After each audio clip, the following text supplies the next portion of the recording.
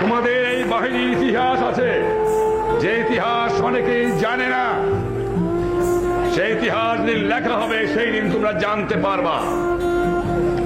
গণবাহিনী, মুজিব বাহিনী, যে সমস্ত বাহিনী বাংলাদেশের মুক্তির জন্য সংগ্রাম করেছে, যে সমস্ত ভাইরা আমার শহীদ হয়েছে, আত্মোৎসর্গ দিয়েছে, সকলকে আমি আমার অন্তরে শুভেচ্ছা জানাই।